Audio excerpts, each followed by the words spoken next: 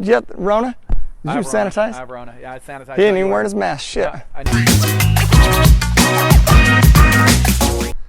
All right, one of the questions, in fact, I would say it's probably the question that all of you tied into. Geez, now I'm starting to get Ryan brain over here. Wow, the value add opportunities, man. Right, that's the biggest thing. There we go. We saw a 138 unit property out here. We saw a 150 unit property here. The 138 we just closed on. The 150 we're just about to finish due diligence on. Then we saw another 46 unit property and then a 99 unit property. 46 under contract today. The 99 should be this. As we're teaching this, we got it done. Yep, for sure. Which is, you know, I mean. Oh, 3. That's 3 on that one. Did you get Rona? Did you sanitize? I have Rona. Yeah, I sanitized. He ain't even wearing his mask. Shit. Yeah, I need to put the mask on. 46 unit property. Okay, that is, so many people would look at this, jeez. Look at this property, 46 units, and it's too small, right? But dude, it's not too small. What do we always say? It's not what you look at that matters, it's what you see. I keep telling the girls. Stop it. So when you're going through, it's getting creative and looking at those things. So tell them about the 46, Windridge. So this is what's great as an underwriter when I look at numbers. You know, so many people look at, you know, value add. How do we make the deal work, you know? And so many people pass up on 46 units. But, you know, one of the reasons we're doing the 46 unit is whenever we go in and we buy a property, we have 2 other properties there, you know, 150 unit that we're closing on here soon. And then we have, you know, 99 unit that we're putting under contract as well. Hopefully that should be in the next day or 2. A lot of times, you know, when we're looking at bigger units like that, we'll look for smaller deals around those. For example, that's how we came across the 46 unit deal. Think about it. A lot of these smaller deals are mom and pop places. Yep. That talks about scarcity mindset. They're so scared at raising the rents that they keep them lower.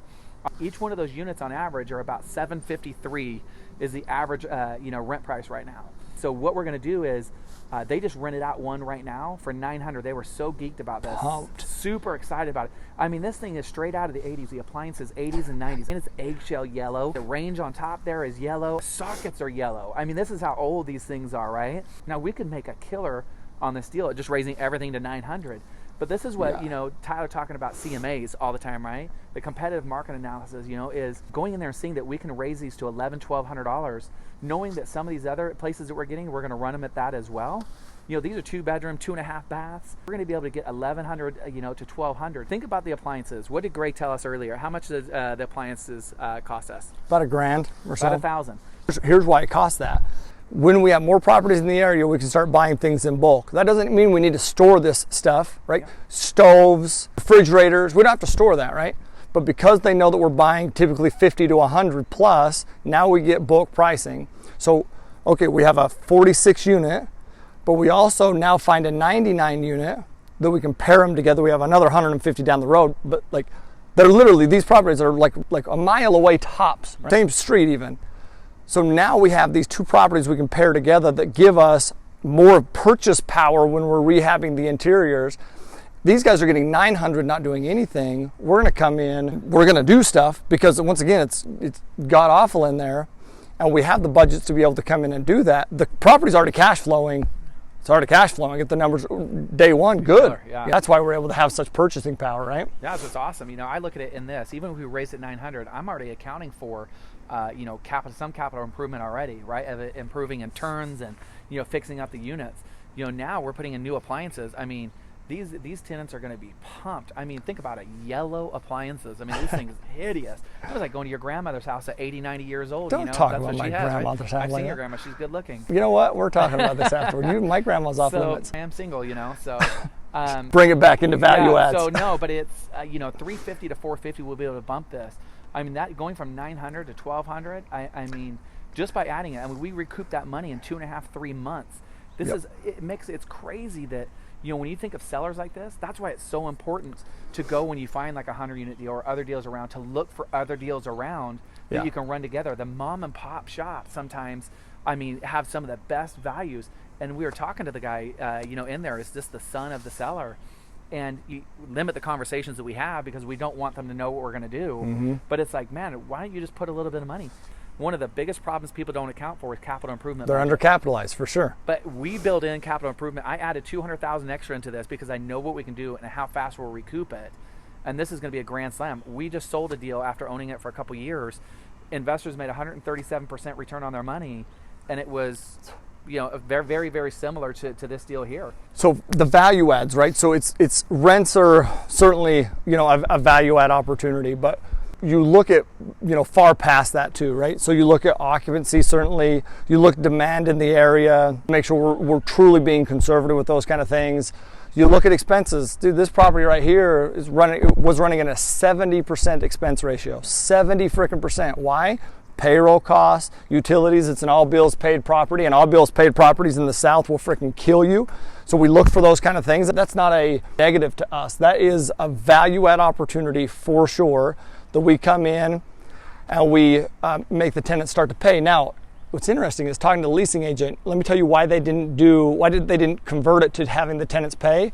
Because they didn't believe that tenants would pay for their rent and utilities. They thought that they would lose tenants. Fear and scarcity. And anytime you make decisions based on that, you're gonna limit your potential. How do I know that they're gonna do that? First off, history, okay?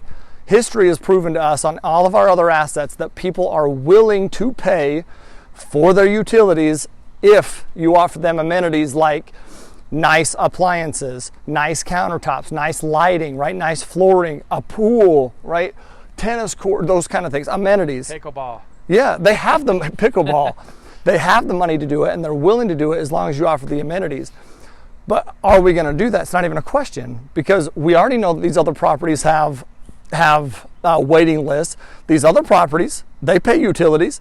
This property has lower rents and they cover the utilities. It's just like, those are the types of stories that we're looking for, right? Okay, hopefully that helps. But the key to wrap this all up is to look at things from a different lens, right? Look at it, be creative. So many times we're worried about making a decision, but the key is to make a decision. The market's never gonna be perfect. The property's never going to be perfect, but it's not what you look at that matters, it's what you see. And when you make a decision that you're going to do this, and you go in to buy a property, and you start focusing on making a decision that you're going to do it, you want to know what you see everywhere? Opportunities everywhere. Opportunities to decrease expenses, increase the rents, increase the value of the property. You see opportunities. Something's always going to happen, right? Always. Meaning that things don't go as planned. But it's our job to continually think outside the box, think creatively to find solutions to get things done, so that the destination is always a bitchin' destination. Well, I'll tell you this, and I'll end with this, is, this deal we almost passed on, because if you just look at the numbers, right, you can pass up on just grand slams. Tyler would have kicked me if we passed up on this one, man. Looking at the initial underwriting really quick, it was a quick no for me, right? Yep. And, Tyler's like, dig deeper, look. He has to remind me of that sometimes. If you look at just the numbers and don't take the time to look at a little bit more, you can pass up on some gold mines. And why do you pass up on that? A lot of the times it's fear and uncertainty, right? Complacency. Yeah, that happens I can't too. even talk anymore, I'm so damn cold. I'm freezing. I'm trying to pretend like I'm not cold. I am freezing right now. So I'm out, okay? But think bigger. Hope that helps, y'all. Ryan, I saw him do a backflip one time. Not lately. I've never seen him do a backflip. I've never seen him do... I can't even jump. Flipping burgers pretty decent, though. Yeah.